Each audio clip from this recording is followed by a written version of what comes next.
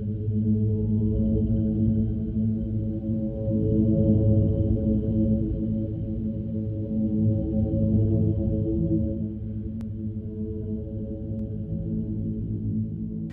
Dancing Rabbit here. This is Wednesday Perspective, late on Sunday.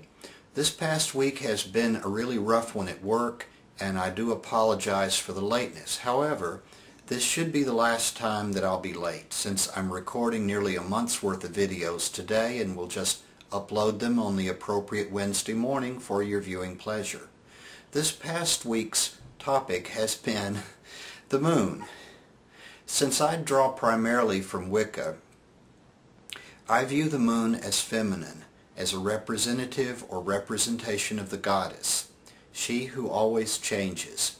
The moon's 28.5-day cycle of phases is approximately the same as a woman's menstrual cycle. The moon is receptive. In tarot, the moon card speaks of that which is hidden, intuitive, not on the surface. So I look at the moon as the goddess. Now, most Wiccans and many other pagans divide the moon cycle into thirds, so that from new moon or dark moon until sometime before full moon, when the moon is waxing, growing larger, they invoke the goddess. This is a time for manifesting magic. It's sometimes called Diana's bow, the waxing crescent moon. Full moon is reserved for the mother, when you do all sorts of magic, charging, worshiping the goddess.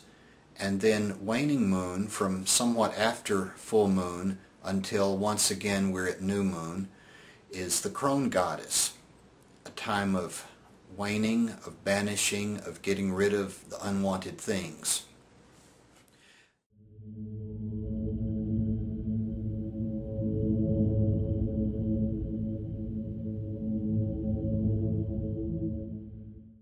Now, I guess it's just me, or maybe my background in amateur astronomy, but I've always divided the moon cycles into fourths or quarters, so that we begin at new moon or dark moon. The confusion is that some people use the term new moon to mean the very first sliver of the waxing crescent, and currently in astronomy, new moon means when the moon is completely absent, or dark moon. So I've kind of dropped the term new moon. So I begin at new moon or dark moon, first quarter, full moon, last quarter, and then back to dark moon.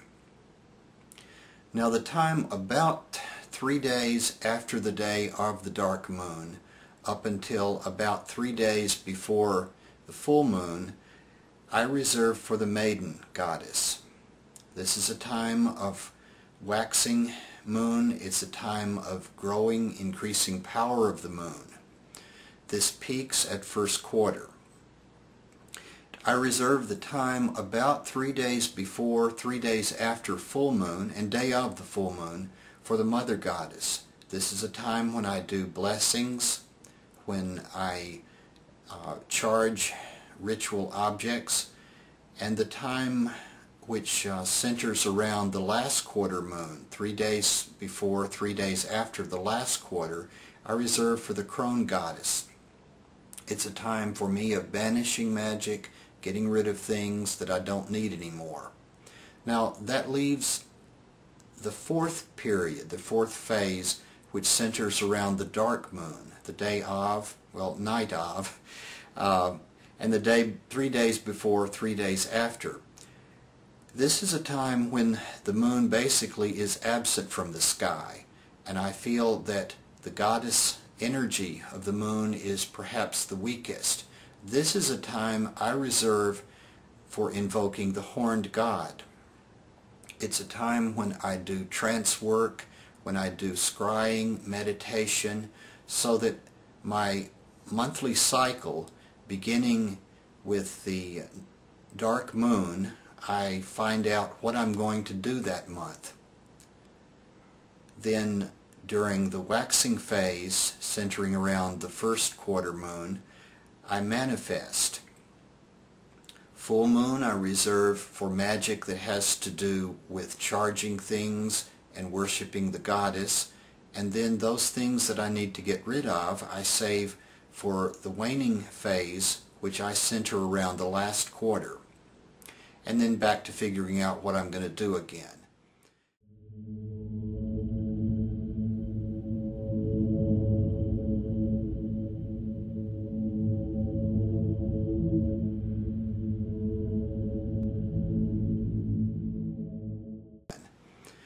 Many Wiccans, particularly traditional Wiccans who operate in a coven structure, have an SBAT or full moon ritual once a month. Some covens also do Diana's bow and Hecate's sickle. I've never been a part of a coven structure, and I'm not a traditionalist. And I guess I'm a little bit lazy.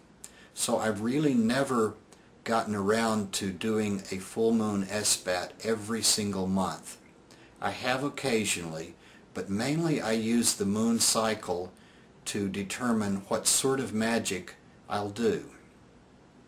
Well, before I begin rambling on, and so that I can get to the other videos today, so that we're on time for a change, this is Dancing Rabbit. Till next time, peace.